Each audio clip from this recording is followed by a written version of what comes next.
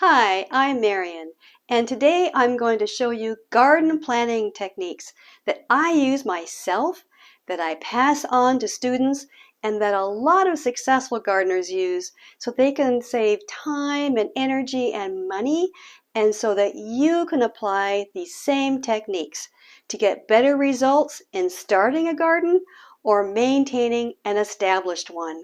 What I'm going to show you are 5 tips that have proven to work in all gardens, from formal gardens, landscapes, and vegetables, to herbs and flowers.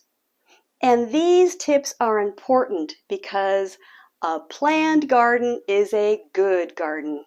So you might still be asking yourself, Marion, is a garden plan really necessary? Let me tell you, if there's one thing I've learned in the 35 years of gardening, if we don't start with some sort of a plan and we simply dive into projects, it's easy to end up with a hodgepodge of a garden. And honestly, I can't tell you how many people start out with noble intentions only to get overwhelmed and simply give up. I call that throwing in the trowel.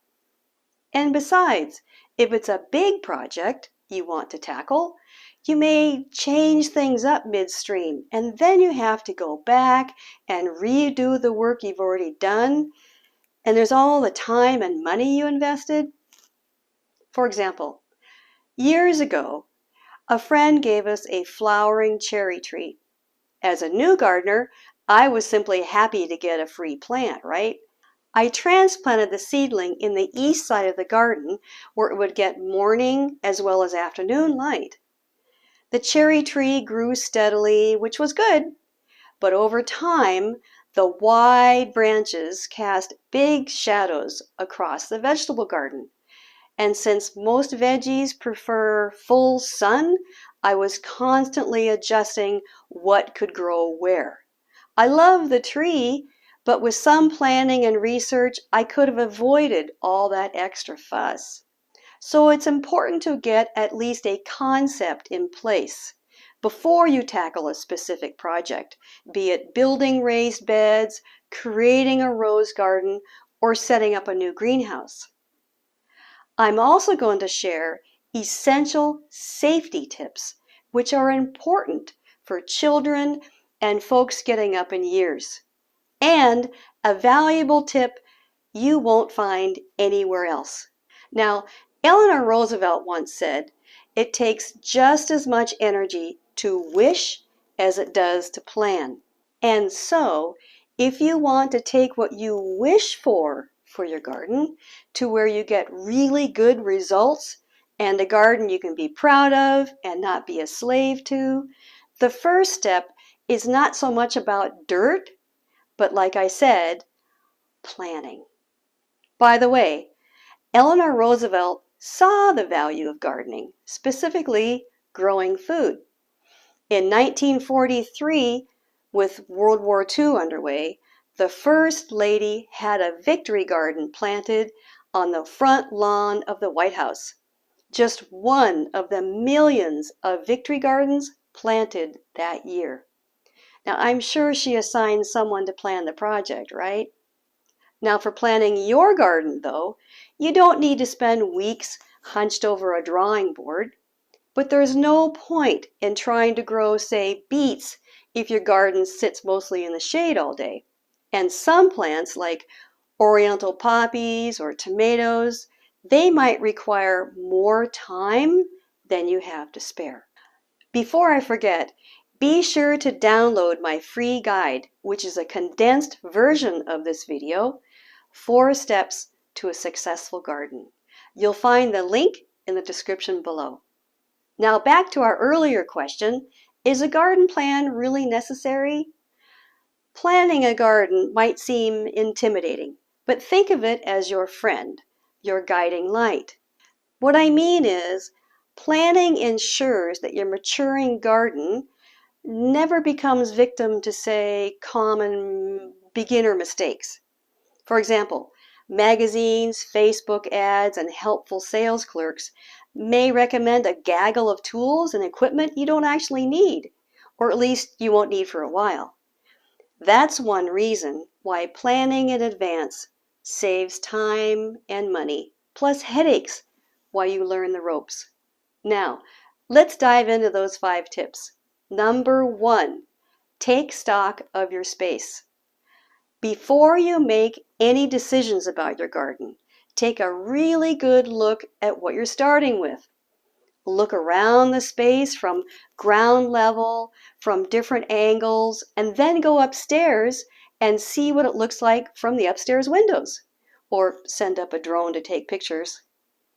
I like to begin this part of the planning process with some really intentional observations, to look carefully and making notes of what's going on, say, in each bed and how things have grown this year.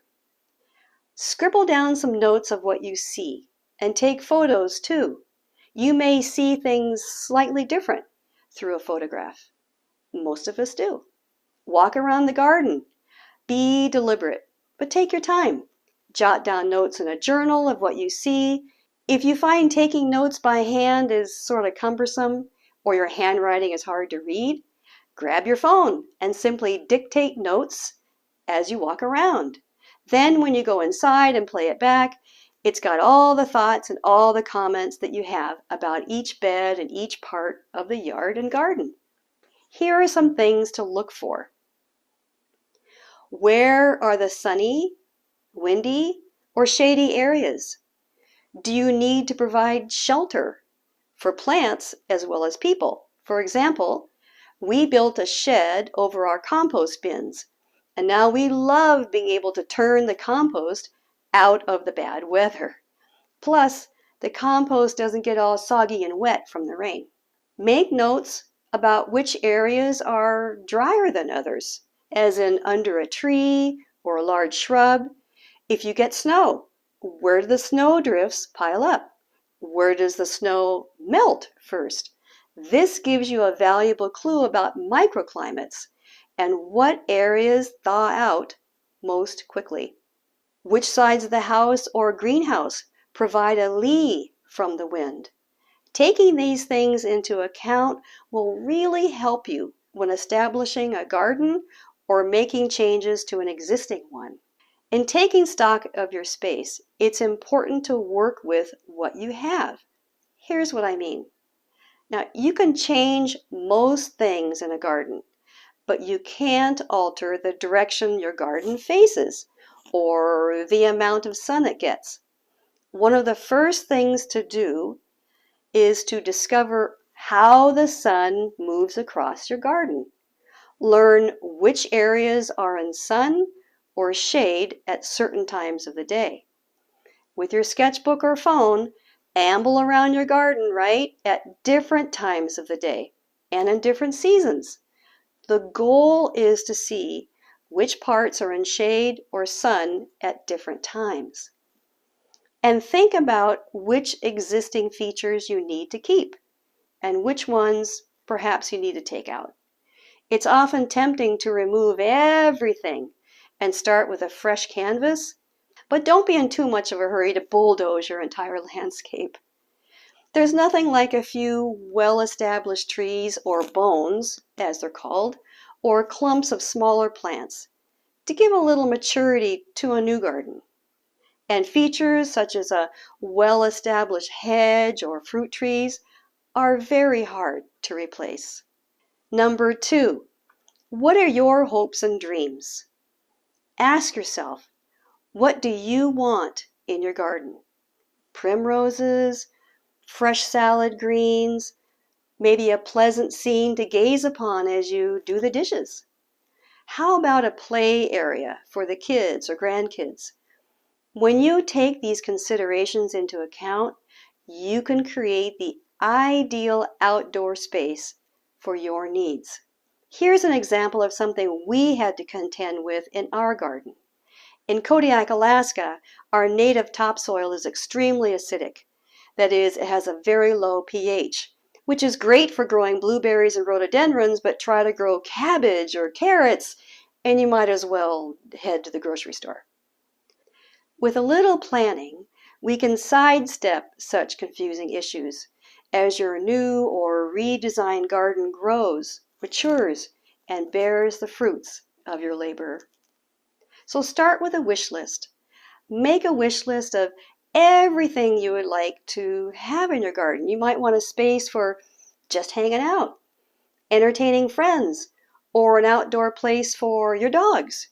Do you want to grow vegetables or rhubarb plants that won't quit? Do you want a lawn? Is there room for a tool shed? Add to the list everything you will definitely need on a practical level too. This may include, say, fences and steps and paths or terraces up on a hill. You may want to remove large, ungainly plants to let in more sun. To help you with ideas, I've found that wish list items generally fall into 4 general categories. 1, structures.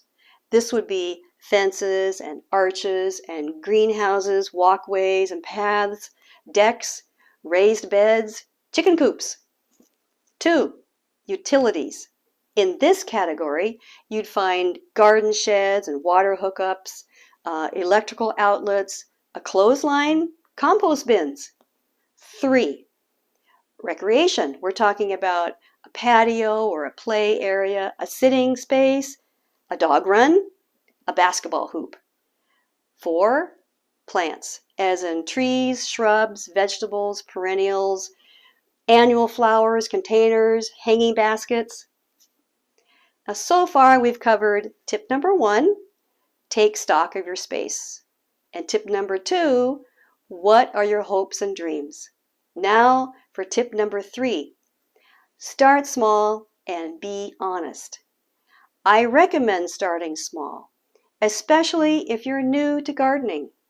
It's easy to get all excited and then overestimate how much time you will be able to spend on your garden.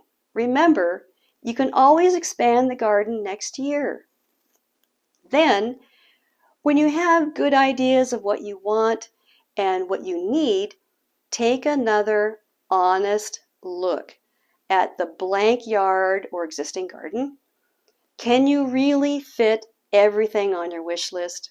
How much time do you have to look after it all?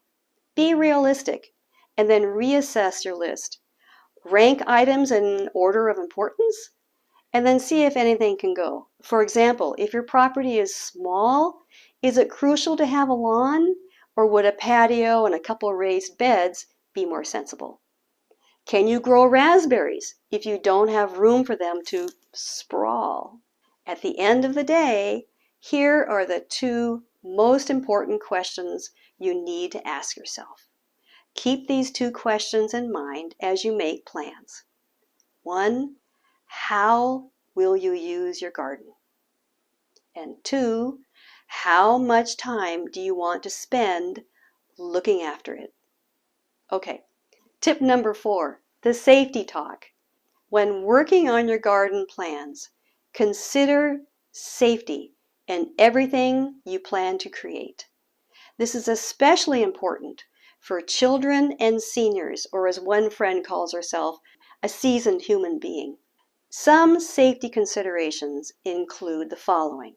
A kid's play area should have a soft surface, such as a lawn, to cushion falls. Paths that will be used at night may need to be lit. Stairs need handrails.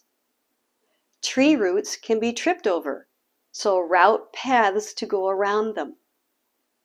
Holes in fences may need to be repaired to stop critters from entering your garden or from critters going out of your garden. Store tools safely where you can't trip on them. And paths and paving stones need to be level so they won't cause falls, especially in the winter. And finally, tip number 5. Here's that tip I said in the beginning of this video that you won't find anywhere else. And I honestly mean that. It's something I practice in my planning and every day I'm in the garden. And that's to check in with my intuition. For example, if I get a little intuitive hit to orient a raised bed a certain way or plant marigolds among the lettuce plants, well, let's just say it never steers me wrong. So there you have it. 5 proven tips for planning a garden so you can save time, energy, and money, and best of all, enjoy your garden to its fullest. Thanks for watching, and I'll see you in the next video. Cheers!